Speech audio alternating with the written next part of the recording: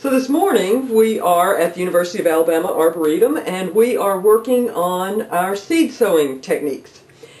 Seed sowing is, for me, one of the most exciting things that you can do in the garden because it's cold outside and you're ready to have some spring. You're just on the verge of spring and you can plant some seeds, and in just a few days you can have new babies that you know in just a couple of weeks will be out in the garden. Alright, so the first thing you need when you're starting seeds is a shallow container. It needs to be deep enough to hold some moisture and also to be able to leave the seeds in it for, maybe a week or 2 weeks. Now this is something, a seed sowing container that we purchased at a local garden center store. But you know, you don't have to have that. You can actually use something just as simple as a strawberry clamshell or a tomato clamshell from the grocery store. What is important in this is that you have a really good, fine, high-quality seed starting mix. You'll notice that this mix is very, very light and fluffy.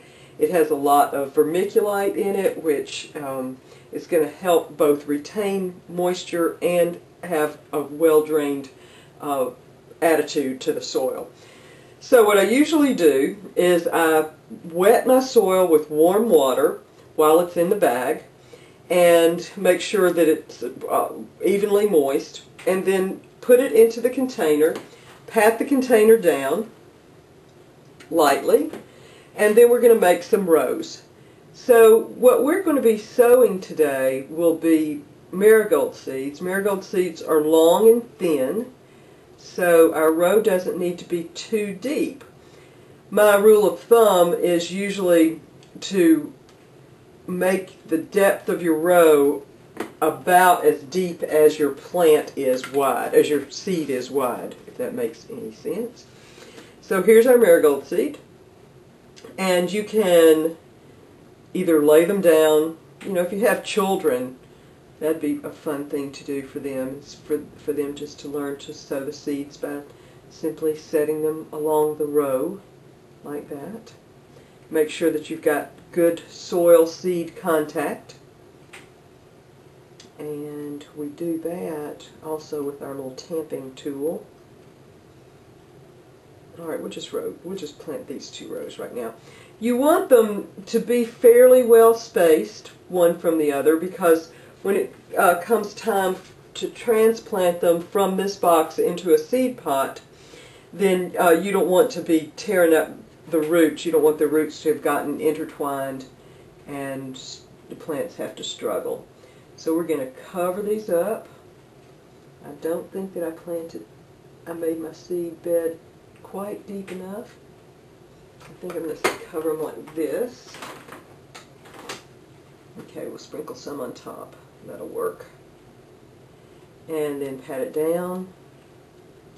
Make sure you write the name on it, and I like to put the date on the label. So these are marigolds, and today is March the 8th. So I'd like to know when I'm looking to when I should expect them to start showing up. And the good thing about using this strawberry container is that it has nice air circulation. Of course, you're going to have high humidity by having a top on it. If we use this type of a container, we need to put a piece of plexiglass or some saran wrap or something like that over it nice and tight to retain the humidity and the moisture in the soil. Then the next thing we do is just water them from the bottom. So you put them in a little bit of water to soak. And this guy seems to be wanting to float, so I'm going to hold on to it for a little while. After it's nice and moist, we drain it and then put it in a warm spot.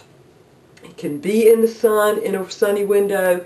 It doesn't necessarily have to be, because the sun isn't what they need right now. They just need some warmth.